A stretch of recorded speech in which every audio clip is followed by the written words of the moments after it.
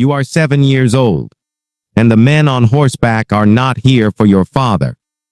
They are here for you. Your mother is screaming something you will hear in your sleep for the next 40 years, but a hand is already on the back of your neck, and you are being lifted onto a horse that smells like sweat and empire. You don't know the word yet, but what is happening to you has a name. They call it devshirm, the blood tax. And by the time it's finished with you, you won't remember who you were before it started. Every few years, Ottoman officials ride into Christian villages across the Balkans and select the strongest, the healthiest, the most promising boys between the ages of 6 and 14. You are one of them. You are not chosen because you are unlucky. You are chosen because you are exactly what the Sultan's machine needs. Raw material. No family loyalties. No tribal allegiance. No religion they can't reshape. You are marched to a processing center, and your old name is taken from you. You are given a Turkish name. You are circumcised. You are converted. The language you spoke at home will fade from your mouth within 2 years. This is not cruelty for cruelty's sake. This is engineering. The Ottoman Empire does not want soldiers. It wants weapons that believe they chose to be weapons. Your first years are spent with a Turkish farming family in Anatolia.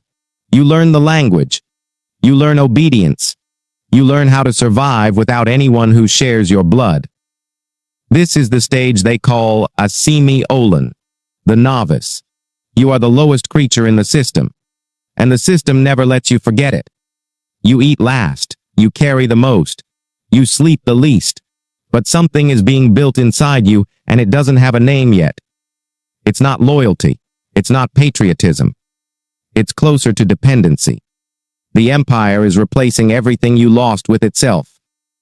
When you are brought to the capital, the real training begins.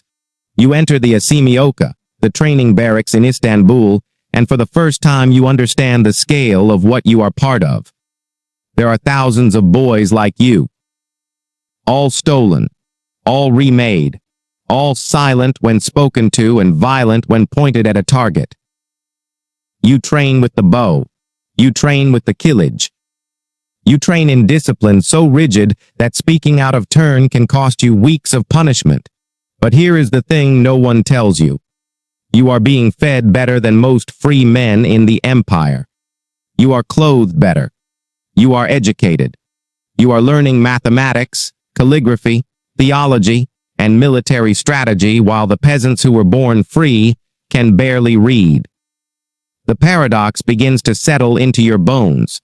You were taken from everything, and in return, you were given something most people never touch, proximity to power. When you graduate, you become a Janissary proper.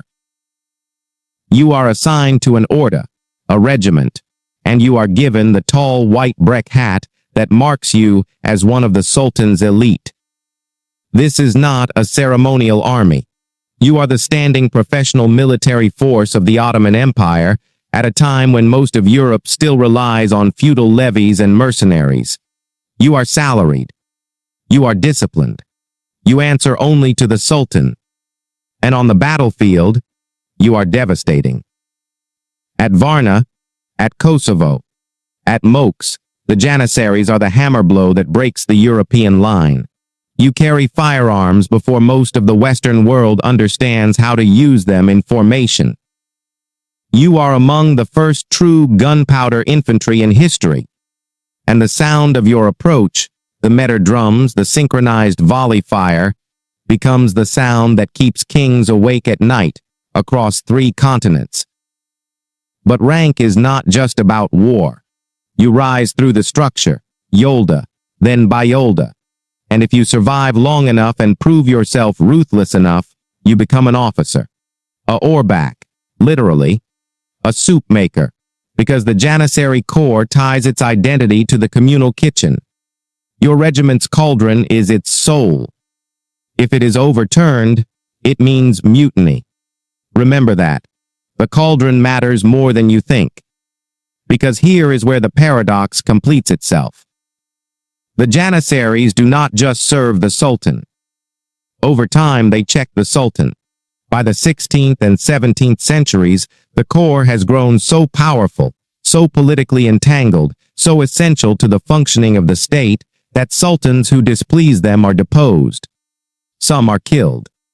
The very institution designed to be an instrument of absolute obedience becomes the single greatest threat to the throne. You are no longer a slave. You are something the empire never intended to create, a kingmaker. Your core controls commerce. It controls appointments. It decides who sits on the Ottoman throne and for how long. The boys stolen from Balkan farms are now standing behind the most powerful seat in the Islamic world, whispering into its ear or holding a blade to its neck. And then comes 1826. Sultan Mahmud II has spent years quietly building a new army, a modern force loyal only to him. When the Janissaries overturn their cauldrons one final time, he is ready. Artillery is turned on the barracks. Thousands are killed in hours.